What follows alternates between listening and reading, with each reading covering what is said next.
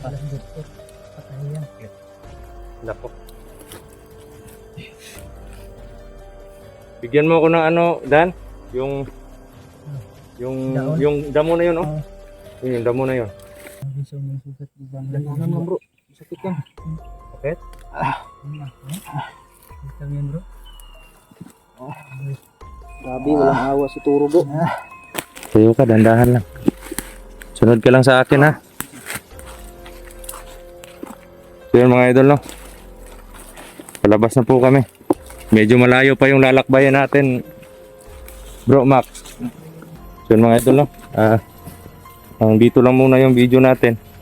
At update na lang po tayo pag makababa na po tayo, no?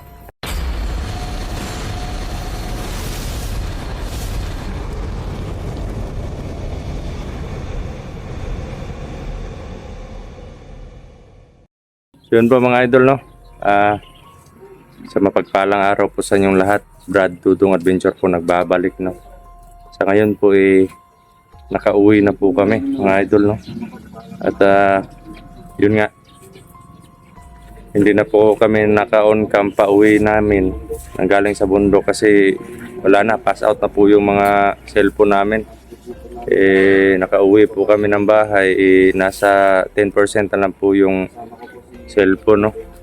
11%. Ayun nga. Gustuhin ko mang mag-video, ano na, parang hindi na makakapasok dun sa video. Kumbaga. Yun nga. Dito po tayo sa sa isang lugar na medyo marami pong tao dito mga idol, no? Dito po tayo nag-update. At may mga ano po, may mga kapitbahay kasi mga idol, no? Ayun, si Max naman ano na, diniretso namin dun sa tanod na nag-ano kay Marlon noon. At yun, siya yung ano din, sila yung naghatid doon sa hospital kasama yung kapitan, no? Para ma-secure po yung ano niya. Pero sabi ng tanod, hindi naman po masyadong malalim yung ano niya, yung sugat sa ulo. Yun nga lang, medyo malaki yung bukol talaga. Kasi kamagong yung ginamit sa kanya na ano, pagpalo, no? At ngayon po kasama po natin si Brother Marvin. Yan, dito po siya, magkasama po kami. Si Brother Julius, yan. At si ano naman, si Brother Jerome. Yan, Brother Jerome. Ayun, si ano naman, si Marlon. Yan, si Marlon naman po mga idol. Schedule po nila bukas, kaya kinuha po siya ng tano dito na nagsama sa kanya doon sa hospital, sa clinic, kasi schedule po nila bukas para ibalik siya doon sa hospital para ma-check yung yung dito sa likod niya, no? At yun nga, sa nakaraang laban pagligtas namin kay Max Tom Vlog, napalo pa siya dito sa likod, kaya pag uwi namin medyo dumugo yung sugat niya. Pero sabi niya okay naman na daw, hindi naman masyadong mahapdi yung ano niya, pero kailangan talaga na ibalik sa hospital para may schedule kasi para doon sa niya, sa check-up, pangalawang check-up niya.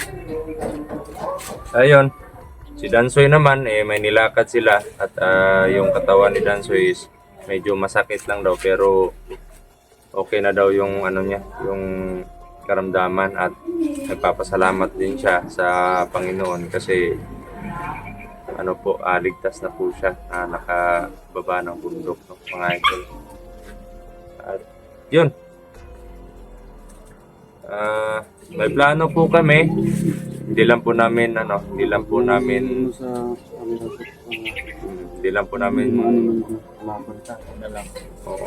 Yung plano namin is sasabihin namin kung ano yung susunod na mission namin, pero yung mga strategy namin is hindi po namin sasabihin sa on-cam kasi delikado po para sa amin, baka may antay Kayo maantayan pa yung ano namin. Oo. At yun nga, andito si ano ngayon, si Marvin at si Brother Jerome kasama si Brother Julius para kami yung magtatanong sa kanila kung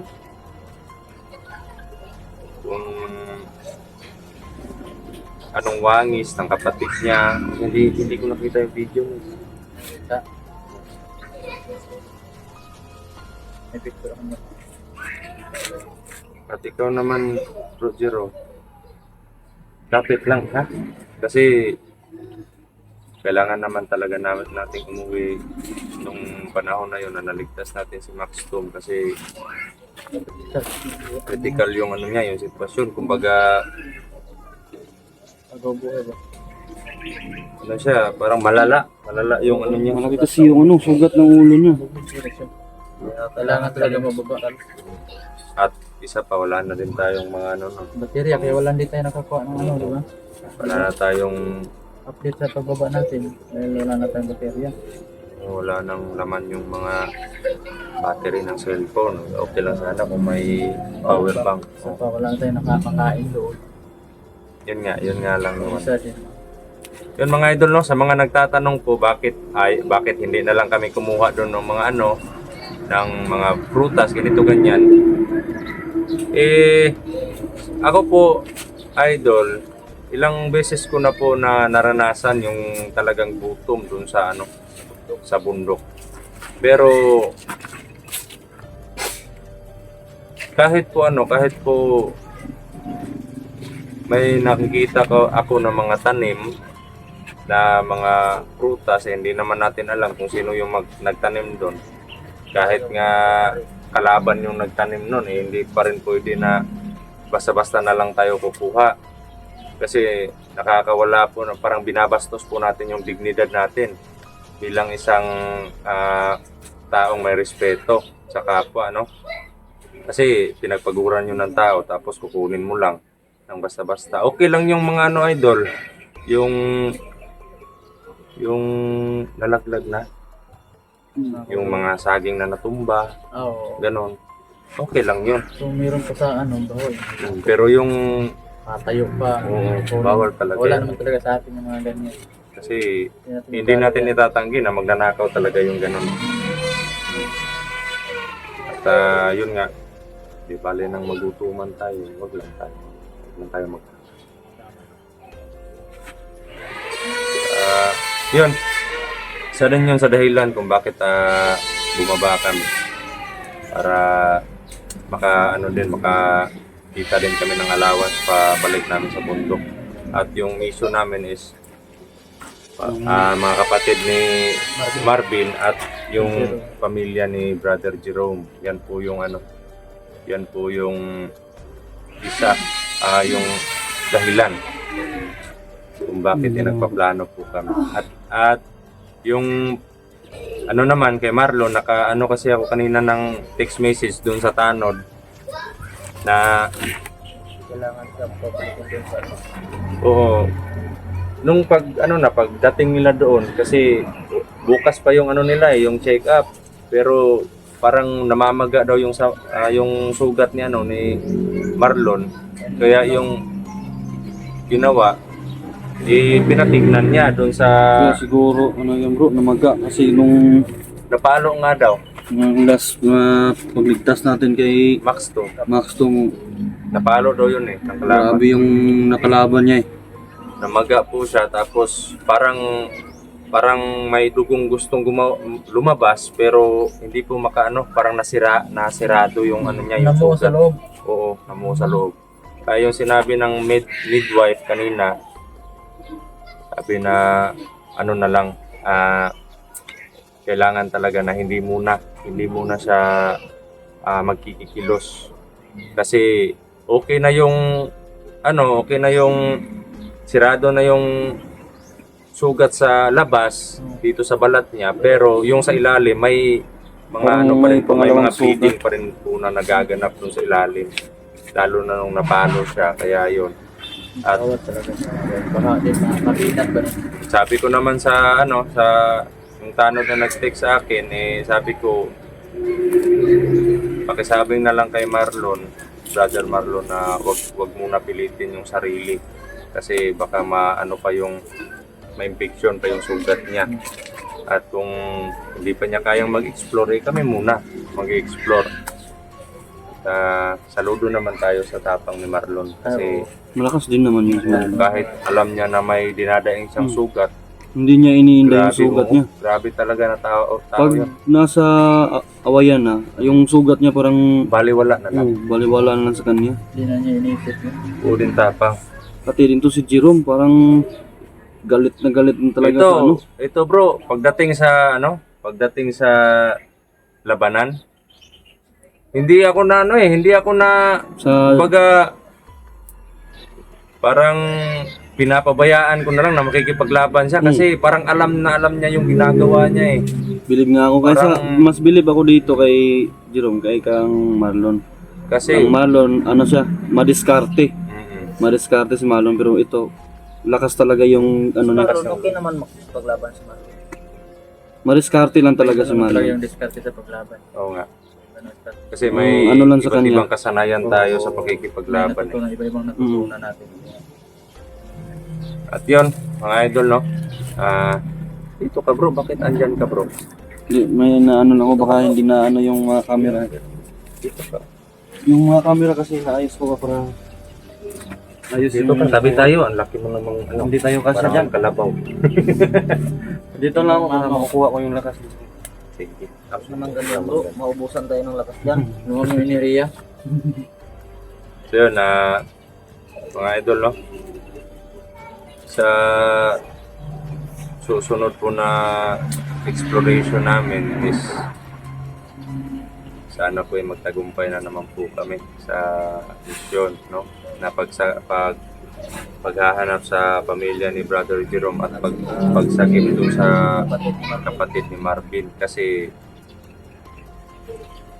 sa lahat po ng naging mission accomplish po namin, nakikita nyo sa video, akala nyo lang po sa amin po yung tagumpay. Hindi po yun ganon mga idol.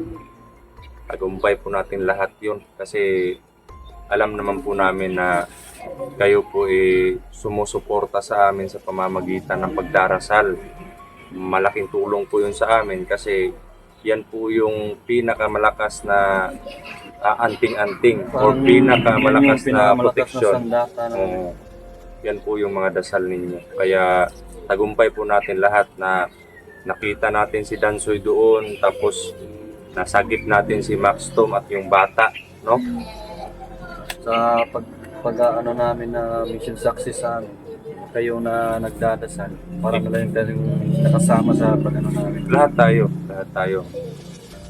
Tagumpay po natin lahat yun mga idol. Kaya wag niyo pong isipin na kami lang po yung nagtagumpay. Kasali rin kayo. Dahil sa kanya. Kasi pamilya po tayo eh.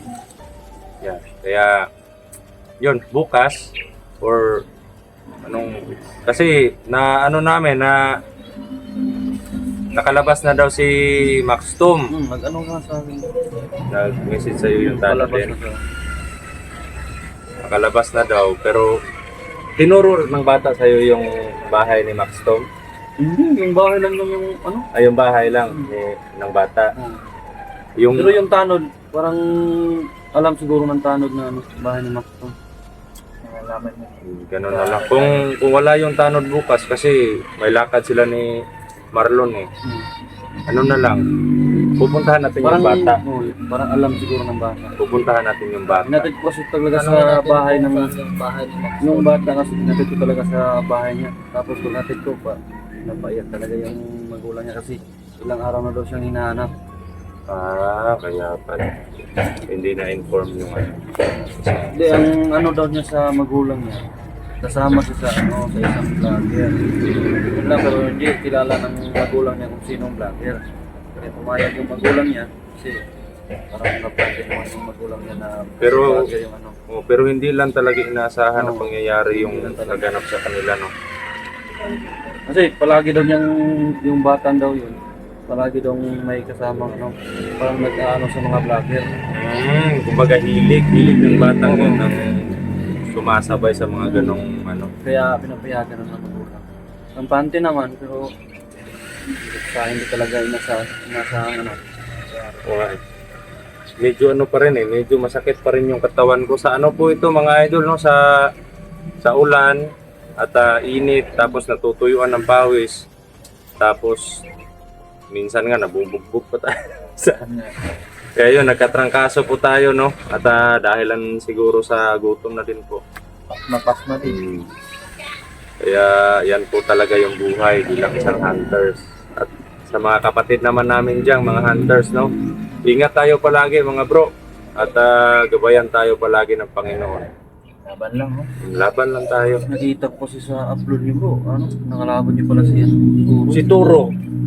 Nakita ko sa Nakita mo sa upload ko na ano? Oo, nasugapa namin si Turo. Pero nakatakas siguro. Andyan pa yung ano, mga sa cellphone mo yung video na ano. Hindi ba Nakita nakita mo. O, ikaw na lang bahala na mag-upload, ha? Para Pala yung parang ang pupuna ko kay Toro bro, parang takot siya sa iyo, parang hindi kanya kaya, ganun. Hindi siya katakbo eh. parang oo Kasi nga. kapag parating ka talaga nung Atras eh. inaano niya si Maxom, nakita ko, Mm. pagdating mo, parang nag-ano siya nag-alinlangan siyang lumaban sa iyo. Siguro kasi alam nila na may sumpa tayo sa kapangyarihan. Kaya At yung sungay, ang kapangyarihan ng sungay, nilipat ko na sa isang hindi ko lang sasabihin kung saan ko nilipat. wag lang sa kasi baka maanuhan ni Toro kung baka maanuhan niya ng parang tapat sa Ganun yung natin. kasi kung malaman niya kung saan mo nilipat, baka mahanapan niya ng pantapat. Oo nga. At yun mga idol, no, bukas po, kasi wala naman tayong sasakyan doon papunta lang. Pero maghahanap lang tayo ng paraan doon. Anak tayo na Pupunta po kami doon sa bahay kung saan located yung bahay ni Maxtom. At hindi lang po namin sasabihin kung saan banda yung bahay niya. delikado kasi kapag sinabi natin. Baka si Toro at Baka maghiganti pa yun. pupuntahan yung niya. Yun, para yung sadya po namin doon, kumustahin yung kalagayan niya at tanungin siya kung ano yung mga nangyari, ganun. Tapos, baka may mga din, Informasyon siya na nalaman sa kapatid ni Baka may- Jerome. oo, Baka may At nakita din siya. sa kapatid ni Marvin sa pamilya ni Jerome. baka may mga impormasyon po siyang may tulong sa atin, no, para doon po tayo kukuha ng idea kung saan tayo next maghahanap, no, sa next exploration po natin. So bro, papaalam na tayo. So yun po mga idol, no, hanggang dito na lang po itong video at importante po nalaman nyo na po na nasa safety na po kami, no, at maraming salamat po sa walang sawa na suporta ninyo at pagdarasal para sa kaligtasan po naming grupo, no. At huwag nyo pong pababayaan yung mga sarili ninyo at mag-iingat po kayo palagi, lalong-lalo na po sa mga kababayan natin na mga OFWs. Yan, saludo po kami sa inyong lahat mga idol, no, kasi patuloy po kayong lumalaban para sa pamilya at nagsusumusuporta din po kayo sa pagdarasal sa amin, no. Kaya God bless po sa ating lahat at more power po. So yun, salute po kaming lahat sa inyo mga idol, no.